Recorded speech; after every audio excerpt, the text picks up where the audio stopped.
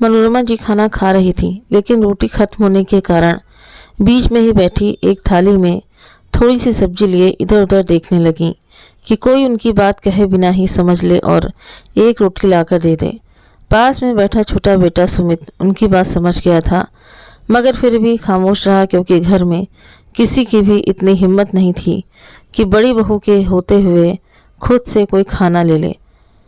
थोड़ी देर बैठी रहने के बाद मनोरमा जी ने हिम्मत जुटाते हुए कहा, सुनीता बहू, 2 रोटी से पेट नहीं भरा, जरा एक रोटी और दे दो। इतना सुनते ही सुनीता कठोर आवाज में बोली, बस बस माँ जी, आपकी तबीयत पहले ही खराब रहती है, 2 रोटी आपके लिए कम नहीं है, जो खा लिया बस वही बहुत है।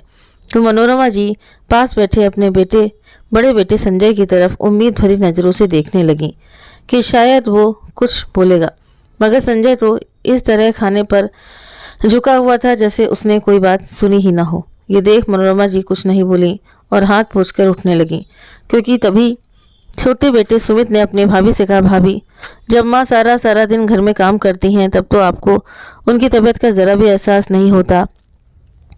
आपको पता भी अगर माँ भूखी रह जाएंगी तो फिर रात भर उन्हें नींद नहीं आएगी, इसलिए आप उन्हें एक रोटी और दे दीजिए। इतना सुनते ही सुनीता ने चिल्लाते हुए कहा, तुम ज़्यादा माँ के सगे मत बनो, इस घर में जो कुछ हो रहा है वो मेरी आंखों से छिपा नहीं है। तुम दोनों माँ बेटे मुफ्त की रोटियां तोड़ते रहते हो, तुम्हारा भाई कितनी मेहनत करता है उसको तो तुम्हें एहसास ही नहीं है। तुम अभी तक नौकरी ढूंढने में नाकाम रहे हो, पहले कुछ काम कर लो फिर बड़ी बड़ी बातें करना, न काम के न काज के, दुश्मन अनाज के। भाभी की बातें सुनकर सुमित को बुरा तो बहुत लगा, लेकिन फिर भी खामोश ही रहा। उसने अपनी माँ की तरफ देखा तो मनोरमा जी बिना आंखों से उसे ही देख रही थी।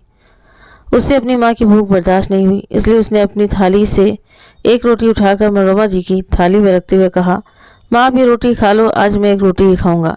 ये देखकर सुनीता और गुस्सा हो गई और मनोरमा जी की थाली से वो रोटी उठाकर फर्श पर फेंकते हुए बोली, तुम्हें मेरी बात समझ में नहीं आई? जब मैंने कहा कि और खाना नहीं देना तो मतलब नहीं देना, अब रहो तुम भी भूखे, बड़े आए थे माँ के चमचे। ये देख सुमित की आंखों में भी आंसू आ गए। उसने अपनी भाभी से कहा, भाभी आप में तो इंसानियत नाम की कोई चीज़ ही नहीं है, अरे किसी की थाली से ऐसे कोई रोटी उठाकर भी फेंकता है क्या? सुमित का इतना बोलना हुआ कि उसके बड़े भाई संजय ने उसे घूरते हुए कहा, अपनी भाभी से माफ़ी मांगो भैया, जब तक भाभी माँ के साथ नाइंसाफ़ी कर रही थी तब तक तो आप बिल्कुल गूंगे बहरे बनकर बैठे हुए थे, और अब अचानक से आपको एहसास हो गया कि कुछ गलत हो रहा है। आप कितने जोरों के गुलाम हो गए हैं, आपको अपनी माँ का कुछ ख्याल ही नहीं है। सुमित का इतना कहना हुआ कि संजय ने उठकर एक जोरदार तमाचा सुमित के गाल पर जड़ दिया और बोला, मैंने बहुत सह लिया तुम्हारी बदतमीजी को, अब तुम्हारे लिए यही बेहतर है कि यहाँ से निकल जाओ, नहीं तो मुझसे बुरा कोई नहीं होगा। सही कहा भैया आपने, आपसे बुरा तो कोई हो भी नहीं सकता, जो चुपचाप बैठा बैठा अपनी माँ का अपमान होते हुए देख रहा हो, उससे बुरा इंसान और क्या हो सकता है। इतना सुनते ही संजय ने सुमित के गाल पर एक थप्पड़ और जड़ दिया और उसे धक्के मारकर घर से बाहर निकाल दिया। सुमित सन खड़ा रह गया, उसे इन सब की उम्मीद बिल्कुल भी नहीं थी। मनोरमा जी भी चुपचाप खड़ी सब देख रही थी। उसने हिम्मत करते हुए कहा, संजय बेटा तुम्हें क्या हो गया है? तुम अपने भाई को यूं घर से नहीं निकाल सकते, ये घर उसका भी है, तुम दोनों का बराबर हिस्सा है इस घर में। तो संजय ने गुस्से से कहा, माँ अगर आपको अपने बेटे की इतनी ही चिंता है तो आप भी उसके साथ ही चली जाओ। कहते हुए संजय ने अपनी माँ को भी धक्का देकर घर से बाहर निकाल दिया। अब तो सुमित के लिए और मुश्किल हो गया था, उसे अपनी बिल्कुल भी परवाह नहीं थी। वो तो कहीं भी रह सकता था, सड़कों पर भी रात गुजार सकता था, मगर अपनी माँ को कहाँ रखेगा, इस बात को लेकर बहुत घबरा रहा था। उसने मनोरमा जी से कहा, माँ आपको यूं घर छोड़कर नहीं आना चाहिए, वो आपके स्वर्गीय पति का घर है, आप वहीं पर रहती, मैं अब आपको कहाँ लेकर भटकता फिरूंगा, मेरे पास तो रहने के लिए जगह भी नहीं है। सुमित की बात सुनकर मनोरमा जी की आंखें भर आईं। उसने कहा, तुम चिंता मत करो बेटा, तुम्हारे साथ तुम्हारी माँ है, भगवान जरूर कोई चमत्कार करेगा। तभी सुमित को ख्याल आया कि क्यों ना अपने दोस्त के घर चला जाऊं और फिर कोई छोटी मोटी नौकरी मिल जाएगी तो एक किराए का घर देखकर माँ को वहां लेकर चला जाऊंगा, वरना भी माँ को लेकर कहाँ भटकता फिरूंगा। यही सोचकर सुमित अपनी माँ को लेकर अपने एक दोस्त के घर चला गया। दोस्त भी उसकी मजबूरी समझ गया था, इसलिए उन्हें अपने घर में आसरा दे दिया। सुमित ने उससे कहा, मुझे यहाँ सिर्फ 2 दिन के लिए आसरा दे दो, फिर मैं चला जाऊँगा। कोई बात नहीं सुमित, मैं तेरा दोस्त हूँ, तुम माँ जी के साथ आए हो, जब तक चाहे यहाँ रह सकते हो। सुमित समझ रहा था कि उसके दोस्त ने उसे रहने के लिए तो बोल दिया है, लेकिन वो भी उनकी तरह गरीबी में जी रहा था, इसलिए उसका खर्च ज़्यादा दिन तक नहीं उठा पाएगा। और फिर सुमित भी किसी पर बोझ नहीं बनना चाहता था, इसलिए अपनी माँ को वहीं छोड़कर सुबह सवेरे उठकर नौकरी की तलाश में निकल गया। पर पूरे दिन भर भटकने के बाद भी उसे कोई नौकरी हाथ नहीं लगी। अगले दिन भी यही हाल रहा। अब सुमित उलझन में आ गया और घबरा गया कि क्या करूं। उसने अपने दोस्त से 2 दिन का वक्त मांगा, मगर अब उसे उनके घर आए हुए 2 दिन हो चुके थे, फिर भी नौकरी नहीं मिल रही थी। तीसरे दिन सुमित ये सोचकर घर से निकल गया कि आज आखिरी बार नौकरी देखने जा रहा हूँ। अगर मिलेगी तो ठीक है, नहीं तो अपनी माँ को लेकर दोस्त के घर से निकल जाऊँगा। आगे जो भगवान को मंजूर होगा वही होगा, सोचते हुए सुमित नौकरी की तलाश में फिर से निकल गया। दोपहर हो गई, मगर फिर भी उसे कोई अच्छा जवाब नहीं मिला। थक हार कर सुमित सड़क के किनारे बैठ गया। तभी उसकी नज़र दीवार पर चिपके कागज पर गई, जिस पर लिखा हुआ था कि एक अस्पताल में एक चपरासी की ज़रूरत है, तनख्वाह 6,000 और रहने का इंतज़ाम फ्री। ये पढ़कर सुमित की आंखों में आंसू आ गए। उसने खुद से कहा, सुमित ये नौकरी तुम्हारे लिए नहीं है, तुमने तो MBA किया हुआ है, तो क्या अब तू एक चपरासी की नौकरी करेगा। उसका दिल खून के आंसू रोने लगा, लेकिन तभी माँ का चेहरा आंखों के सामने घूम गया और फिर बिना कुछ सोचे समझे ही वो वहाँ से उठ खड़ा हुआ और उस पते पर पहुँच गया जहाँ चपरासी की ज़रूरत थी। वहाँ पहुंचकर सुमित ने अस्पताल के स्टाफ से कहा कि वो चपरासी की नौकरी के लिए आया है, तो सब लोग हैरानी से उसकी तरफ देखने लगे, क्योंकि शक्ल सूरत से सुमित अच्छे घर का लग रहा था। पर उन्होंने कुछ नहीं कहा और उसे इंटरव्यू के लिए डॉक्टर के पास भेज दिया। जब डॉक्टर ने सुमित की फाइल देखी तो वो भी हैरान रह गया और कहने लगा, तुमने तो MBA किया हुआ है और तुम एक चपरासी की नौकरी करना चाहते हो। ये नौकरी तो उन लोगों के लिए है जो अनपढ़ होते हैं और अपनी मेहनत से रोजी रोटी कमाना चाहते हैं। मुझे बताओ, तुम ये काम क्यों करना चाहते हो। ये सुनकर सुमित की आंखों में आंसू आ गए। उसने कहा, मैं बहुत ज़्यादा मजबूर हूँ। बहुत सी जगह पर इंटरव्यू देने गया, मगर कुछ भी हाथ नहीं आया। मुझे इस समय नौकरी की सख्त ज़रूरत है, फिर भले ही वो एक चपरासी की ही क्यों ना हो। उसकी मजबूरी समझकर डॉक्टर ने भी उसे चपरासी की नौकरी दे दी और अस्पताल के पीछे बने फ्लैट में से एक फ्लैट भी उसे रहने के लिए दे दिया। सुमित को समझ नहीं आ रहा था कि ये उसके लिए खुशी का मौका है या फिर उदासी का। खैर जो भी था, वो घर गया और अपने दोस्त का शुक्रिया अदा करते हुए बोला, तुमने इस मुश्किल समय में मेरा साथ दिया और मुझे अपने घर में रहने की जगह दी, इसलिए आपका बहुत बहुत धन्यवाद। अब मैं अपनी माँ को यहाँ से लेकर जा रहा हूँ, क्योंकि मुझे एक अस्पताल में नौकरी मिल गई है। ये सुनते ही सुमित के दोस्त ने हंसते हुए कहा, तुम मुझे बेवकूफ़ मत बनाओ, पढ़ाई तुम्हारी MBA की है, फिर अस्पताल में तुम्हें नौकरी कैसे मिल गई। तो सुमित ने कहा, मुझे चपरासी की नौकरी मिल गई है। ये सुनते ही उसके दोस्त की आंखों में भी आंसू छलक आए और कहने लगा, यार सुमित, मेरा घर तुम्हारे लिए हमेशा खुला है, लेकिन खुद पर इस कदर जुल्म मत करो। तुम अपनी हिम्मत बनाए रखो, तुम्हें अच्छी नौकरी ज़रूर मिल जाएगी। तब तक तुम मेरे घर में बिना किसी डर और खतरे के रह सकते हो। तो सुमित बोला, तुम्हारा बहुत बहुत धन्यवाद कि तुमने मुझे इतने दिन यहाँ रखा और हर तरह से ख्याल भी रखा। मैं तुम्हारा एहसान ज़िंदगी भर नहीं भूलूंगा, लेकिन अब जब मुझे रोजी रोटी मिल रही है तो मैं उसको लात नहीं मारना चाहता, इसलिए अब मैं माँ को लेने आया हूँ। सुमित के दोस्त ने उसे बहुत रोका, बहुत समझाया, मगर सुमित नहीं माना और फिर अपनी माँ को लेकर अस्पताल के पीछे फ्लैट में शिफ्ट हो गया। मनोरमा जी ने कहा, तुम्हें कैसी नौकरी मिली है बेटा। तो सुमित ने कहा, माँ एक ऑफिस में बैठकर कंप्यूटर पर हिसाब किया करूँगा। ये सुनकर मनोरमा जी भी खुश हो गई। अब सुमित अपनी माँ से सच तो कह नहीं सकता था, क्योंकि वो टेंशन में आ जाती है और उनका ब्लड प्रेशर हाई हो जाता। इसलिए उसने अपनी माँ से झूठ बोल दिया और अगले दिन से रोज़ सुबह काम पर जाने लगा। अब सुमित बड़ी दिलचस्पी से अस्पताल में साफ सफाई करता और सोचता कि शायद उसकी किस्मत में यही सब लिखा था। हर इंसान अपनी किस्मत का ही खाता है, तो शायद मेरी किस्मत में गरीबी और कम तनख्वाह वाली छोटी सी नौकरी लिखी थी। वो तो बेकार में ही बड़ी बड़ी नौकरी के सपने देख रहा था। खैर महीना पूरा होते ही डॉक्टर ने उसे अपने ऑफिस में बुलाकर उसकी तारीफ करते हुए कहा कि तुम्हारी तरफ से हमें कोई शिकायत नहीं मिली है, इसलिए तुम्हें 6,000 की बजाय 10,000 रुपये दे रहा हूँ। ये सुनकर सुमित बहुत खुश हो गया और बोला, डॉक्टर साहब, मैं आपका एहसान ज़िंदगी भर नहीं भूलूंगा। बड़ी मुश्किल घड़ी में आपने मुझे सहारा दिया, कहकर सुमित हाथ में तनख्वाह लिए डॉक्टर के ऑफिस से बाहर निकल आया और अपनी तनख्वाह को गिनने लगा। तभी अचानक उसकी आंखों में आंसू आ गए, क्योंकि अपने पापा के मरने के बाद उसने कभी भी 10,000 एक साथ नहीं देखे थे। वो तो 500 के नोटों को देखने के लिए भी तरस कर रह गया था। वो बस बार बार उन पैसों को गिने जा रहा था और सोच रहा था कि सबसे पहले वो घर में राशन लेकर जाएगा, क्योंकि खाने पीने की बहुत दिक्कत हो रही थी। अब वो अपनी माँ को अच्छा खाना खिलाना चाहता था, लेकिन जैसे ही वो पैसे अपनी जेब में डालने लगा तभी अचानक उसके सामने एक औरत आकर खड़ी हो गई। उसने दोनों हाथ सुमित के सामने जोड़ दिए और रोते हुए बोली, भगवान के लिए मेरी मदद कर दो बेटा, मेरे बेटे का एक्सीडेंट हो गया, उसके ऑपरेशन के लिए मुझे पैसों की ज़रूरत है और मेरे पास कुछ भी नहीं है, मेरे हाथ खाली हैं। अगर मैं ये कहूँ कि भगवान के अलावा कोई मेरे बच्चे की ज़िंदगी बचा सकता है तो वो पैसे ही हैं, बिना पैसों के मेरा बेटा बच नहीं सकता। उस औरत के चेहरे पर इस कदर बेबसी देखकर सुमित का दिल बैठ गया। उसने बिना कुछ सोचे समझे ही वो 10,000 रुपये उस औरत के हाथ में रख दिए और बोला, मैं भगवान से प्रार्थना करूंगा कि वो आपके बच्चे को बचा ले। तो वो औरत सुमित को आशीर्वाद देती हुई आगे बढ़ गई और किसी दूसरे इंसान के सामने हाथ जोड़कर अपने बच्चे के लिए पैसे मांगने लगी, लेकिन उस आदमी ने उसे धुतकार कर भगा दिया। उस पर सुमित के दिल में आया कि काश मेरे पास इतना पैसा होता कि मैं उस औरत की मदद कर देता। फिर उसके दिमाग में आया कि क्यों ना डॉक्टर से बात की जाए। वो दौड़कर डॉक्टर के पास गया और हाथ जोड़कर बोला, सर मेरी हर महीने की तनख्वाह आप काट लेना, लेकिन उस औरत के बच्चे को बचा लीजिए। तो डॉक्टर ने कहा, क्या लगती है वो औरत तुम्हारे रिश्ते में है क्या? नहीं साहब, वो मेरी कोई रिश्तेदार में नहीं है, लेकिन मैं उसको अपने बच्चे के लिए इस तरह तड़पते हुए नहीं देख सकता।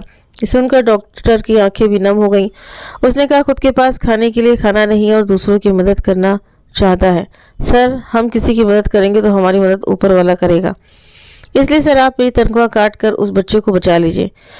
तो डॉक्टर ने भी हामी से हिला दिया और तुरंत बच्चे का इलाज शुरू कर दिया। ये देख सुमित को बहुत खुशी मिली। वो दौड़कर उस औरत के पास गया और बोला, चिंता मत करो, डॉक्टर साहब ने आपके बच्चे का इलाज शुरू कर दिया है, लेकिन मैंने तो पैसे भी नहीं जमा करवाए, फिर इलाज कैसे शुरू हो गया?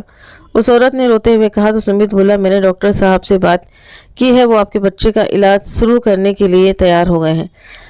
इतना सुनते ही वो औरत सुमित के पैरों में गिरकर रोने लगी। भगवान तुम्हें इसके बदले बहुत बड़ा फल देगा, भगवान करे कि तुम करोड़पति बन जाओ।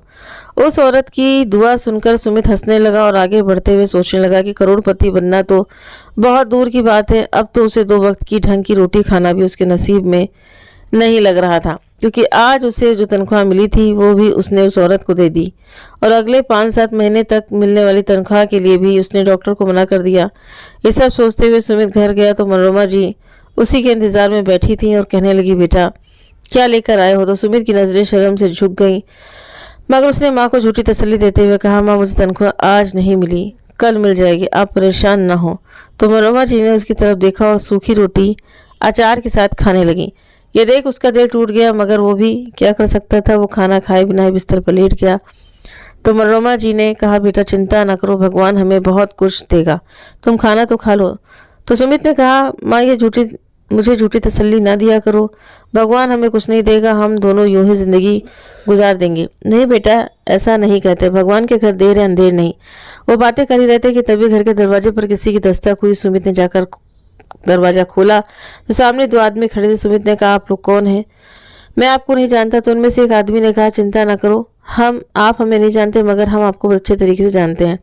कहते उसने सुमित को एक चाबी और एक कुछ कागज हाथ पर रख दिया और बोला, ये आपके लिए एक सरप्राइज़ है, आप घर जाकर आराम से बैठकर इस खत को पढ़ना। ये कहकर वो वहाँ से चले गए। सुमित भी ये सब देखकर हैरान था। वो घर के अंदर आया तो मनोरमा जी ने कहा, बेटा कौन था दरवाजे पर और आपके हाथ में ये क्या है? तो सुमित ने चिंतित स्वर में कहा, पता नहीं माँ, 2 अनजान आदमी मुझे ये पेपर देकर गए और बोल रहे थे कि तुम्हारे लिए एक बड़ा सरप्राइज़ है।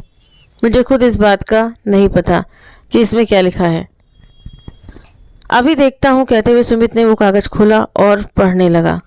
तो उसमें लिखा था, मिस्टर सुमित, मैंने आज तुम्हें सिटी हॉस्पिटल में देखा था, तुम वहाँ एक चपरासी की नौकरी कर रहे हो, मगर तुमने आज तनख्वाह मिलते ही एक गरीब औरत की मदद की और फिर डॉक्टर के सामने गिड़गिड़ा कर उस औरत की मदद के लिए हाथ फैलाए। जब मैंने ये सब कुछ देखा तो मैं बहुत ही प्रभावित हुआ। मैंने सोचा कि तुम्हारे बारे में जानकारी हासिल करनी चाहिए। जब मैंने डॉक्टर से पूछा तो मुझे पता चला कि तुम एक पढ़े लिखे नौजवान हो, मगर तुम्हारे भाई ने तुम्हें घर से निकाल दिया है और इसलिए तुम एक चपरासी की हैसियत से नौकरी कर रहे हो। कल शाम तुम इस पते पर पहुंच जाना, तुम्हारे लिए एक बहुत बड़ा सरप्राइज़ है और तभी तुम्हें पता चलेगा कि ये चाबियां किस चीज़ की हैं। खत पढ़ते ही सुमित गहरी सोच में डूब गया कि उसको इस तरह से बुलाने वाला कौन हो सकता है। उसे डर भी लग रहा था क्योंकि आजकल तो फ्रॉड बहुत ही आम हो चुका था। तभी मनोरमा जी कहने लगी, सुमित, खत में ऐसा क्या लिखा है कि तुम उसे पढ़कर एकदम परेशान हो गए हो। तो सुमित ने उन्हें सारी बात बताई, जिसे सुनकर मनोरमा जी भी घबरा गई और कहने लगी, नहीं बेटा, तुम्हें कोई ज़रूरत नहीं है किसी भी जगह पर जाने की, चुपचाप अपनी नौकरी करते रहो। फिर अपने बेटे के सिर पर हाथ रखते हुए बोली, अच्छा तो आज तुम्हें तनख्वाह मिल गई थी, लेकिन तुमने वो एक औरत को दे दी। ये सुनते ही सुमित को लगा कि माँ अभी डांटेंगी, मगर मनोरमा जी ने उसका माथा सहलाते हुए कहा, मुझे अपने बेटे पर गर्व है। आज तुमने सचमुच मुझे दिल से खुश कर दिया है। मैं हमेशा ये समझती थी कि शायद मेरी परवरिश में ही कोई कमी रह गई थी, तो तुम्हारे भाई ने हमारे साथ इतना घटिया बिहेव किया। मगर आज मुझे इस बात की तसल्ली हो गई कि मेरी परवरिश में कोई कमी नहीं थी। ये तो संजय और उसकी पत्नी सुनीता की नीयत ही ऐसी थी। भगवान का शुक्र है कि मेरा एक बेटा तो गरीब लोगों की मदद करना जानता है। अपनी माँ की बातें सुनकर सुमित भी मुस्कुराकर सो गया और अगले दिन सुबह उठकर अपने काम पर चला गया। उसका इरादा नहीं था कि वो उस पते पर जाए, क्योंकि सुमित को डर लग रहा था कि अगर उन लोगों के साथ कुछ गलत किया तो उसकी माँ का क्या होगा। वो अस्पताल में सफाई कर रहा था, मगर उसका ध्यान तो बार बार उस खत की तरफ ही जा रहा था। सोचने लगा कि क्या पता मैं वहाँ जाऊँ तो मुझे सच में कोई बड़ा सरप्राइज मिल जाए। जरूरी तो नहीं कि हर किसी के साथ धोखा ही हो। ये सोचकर अस्पताल की साफ सफाई कर बड़ी हिम्मत करके उस पते पर पहुंच गया। वहां जाकर देखा तो वहां एक बहुत ही बड़ा रेस्टोरेंट था। वो अंदर जाने लगा तो एक आदमी ने उसे रोकते हुए कहा, आप कौन है, आपका नाम क्या है। जी मेरा नाम सुमित है। अच्छा, वही सिटी हॉस्पिटल वाले हैं आप। तो सुमित ने भी जल्दी से हाँ में सिर हिला दिया। तो उसने कहा, ठीक है सर, आपका इंतज़ार कर रहे हैं। ये सुन सुमित जल्दी से अंदर चला गया। अंदर जाते ही सामने कुर्सी पर बैठे एक आदमी ने कहा, लगता है तुम मुझे नहीं जानते, इसलिए मैं अपना परिचय करवा देता हूँ। मेरा नाम मुकेश शर्मा है, मैं इस रेस्टोरेंट का मालिक हूँ। मगर जब मैं ये रेस्टोरेंट तुम्हारे नाम करना चाहता हूँ। ये सुनकर सुमित हैरान रह गया और बोला, आप मेरे साथ ये कैसा मजाक कर रहे हैं। तो उसने कहा, मैं तुम्हारे साथ कोई मजाक नहीं कर रहा, मुझे तुम बहुत अच्छे लगे। तुम्हारा इस कदर लोगों की मदद करना मुझे भा गया, इसलिए मैं तुम्हें अपना सब कुछ देना चाहता हूँ। तो सुमित भी हक्का बक्का रह गया और बोला, आपकी क्या वजह है। तो उसने कहा कि मेरे साथ भी आज से 5 साल पहले वही हुआ था जो तुम्हारे साथ और तुम्हारी माँ के साथ हुआ है। मैं एक कैंसर का मरीज हूँ। मैं अपने 2 बेटों और एक बेटी के साथ रहता था, लेकिन मेरे दोनों बेटों ने मेरी जिम्मेदारी स्वीकार करने से मना कर दिया और हम दोनों बाप बेटी को घर से निकाल दिया। लेकिन बेटा, अब मैं अपनी पुरानी गाथा सुनाकर आपका समय बर्बाद नहीं करना चाहता, इसलिए आपसे इतना ही कहना चाहता हूँ कि मेरा रेस्टोरेंट किसी एक ऐसे इंसान के हाथ में जाए जो दूसरों की मदद करता हो। मैंने तुम्हें अस्पताल में देखा था, तुमने उस औरत की कैसी मदद की थी। मैंने तुम्हारे बारे में डॉक्टर से पता किया तो उसने तुम्हारी तारीफ करते हुए कहा कि तुम बहुत नेक दिल इंसान हो, खुद भूखे रहकर भी दूसरों की मदद करना जानते हो, इसलिए मैं अपनी प्रॉपर्टी तुम्हारे नाम करना चाहता हूँ। उम्मीद करता हूँ कि तुम लोगों के साथ भला करते रहोगे। बस मेरी तुमसे एक छोटी सी विनती है कि मेरी बेटी का हाथ थाम लो और उससे शादी कर लो।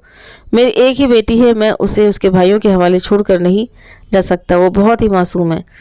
उसके भाई और भाभी उसकी ज़िंदगी नरक बना देंगे और पता नहीं उसकी शादी कहाँ कर देंगे। इसलिए आपसे विनती करता हूँ बेटा कि तुम मेरी बेटी से शादी कर लो, क्योंकि अब मुझे लगने लगा है कि मेरी ज़िंदगी के दिन पूरे हो चुके हैं और अब मौत मेरा इंतज़ार कर रही है। उस आदमी की बातें सुनकर सुमित हैरान रह गया। उसने कभी सपने में भी नहीं सोचा था कि उसका छोटा सा पुण्य उसके लिए इतना बड़ा फल देगा। उसने सोचा, इसलिए हमें गरीबों की मदद कर देनी चाहिए, क्योंकि क्या पता भगवान किस रूप में आकर हमारी मदद कर दे। उसने तो बस थोड़ी सी मदद की थी और भगवान ने उसे 1 करोड़ की प्रॉपर्टी का मालिक बना दिया। ये देख सुमित की आंखें नम हो आई। तभी सामने बैठे मुकेश शर्मा ने कहा, क्या हुआ बेटा, क्या सोचने लगे। कुछ नहीं अंकल जी, मुझे आपकी बात मंजूर है, सुमित ने अपने आंसू पोंछते हुए कहा और भगवान का धन्यवाद किया। उसे आज पता चला कि ये सच है कि दूसरों की मदद करने से दिल को भी सुकून मिलता है और भगवान भी खुश होते हैं। वो खुशी खुशी वहाँ से चला गया और जाकर अपनी माँ को सारी बातें बताई। तो मनोरमा जी की खुशी का कोई ठिकाना नहीं था, क्योंकि एक साथ 2 खुशी मिल रही थी, बेटी की नौकरी भी और शादी भी। कुछ दिनों बाद मुकेश जी ने सुमित की शादी अपनी बेटी प्रिया के साथ करवा दी और अपना फ्लैट भी सुमित के नाम कर दिया। तो अब सुमित भी अपनी माँ को लेकर उनके पास ही आ गया और चारों लोग एक साथ एक ही घर में रहने लगे। समय अपनी गति से चलता रहा। धीरे धीरे सुमित उस रेस्टोरेंट को संभालने के काबिल हो चुका था। जब वो बॉस की सीट पर बैठा तो देखकर हैरान रह गया कि मैनेजर की लाइन में उसका भाई संजय भी खड़ा था। संजय भी सुमित को बॉस की सीट पर बैठा देखकर हैरान था। कुछ देर बाद जब सुमित अपने ऑफिस में गया तो उसका भाई भी उसके पीछे पीछे आ गया और बोला, सुमित ये सब कैसे हुआ? तो सुमित ने कहा, मैं आपका बॉस हूँ इसलिए मुझे सुमित कहने की ज़रूरत नहीं है। ये सुनकर संजय का मुंह लटक गया और कहने लगा, मैं तुम्हारा बड़ा भाई हूँ इसलिए पुरानी बातों को भुला दो और दोनों भाई साथ मिलकर तरक्की करेंगे। तो सुमित ने गुस्से से कहा, आज मुझे बॉस की सीट पर देखकर तरक्की की बात कर रहे हो, वरना मुझे धक्के मारकर घर से निकाल दिया था। लेकिन ये तो समय की बात है, उस दिन तुम्हारा समय था और आज मेरा समय है, पर मैं तुम्हें धक्के मारकर यहाँ से नहीं निकालूंगा। इसलिए यहाँ नौकरी करना चाहते हो तो चुपचाप मेरे ऑफिस से चले जाओ। उसकी बातें सुनकर संजय घबरा गया और चुपचाप वहाँ से चला गया। उसके जाने के बाद सुमित सोचने लगा कि ये तो सारी भगवान की लीला है।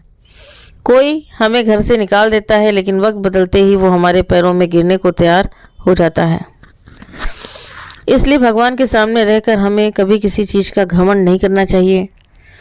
तो दोस्तों, आपको ये कहानी कैसी लगी तो प्लीज़ कमेंट करके आप हमें ज़रूर से ज़रूर बताएं। अगर आप सभी को ये कहानी अच्छी लगी हो तो प्लीज़ वीडियो को लाइक करें, शेयर करें और हमारे चैनल को सब्सक्राइब करना ना भूलें। मिलते हैं हम सभी से नेक्स्ट वीडियो में नई कहानी के साथ में। Thank you.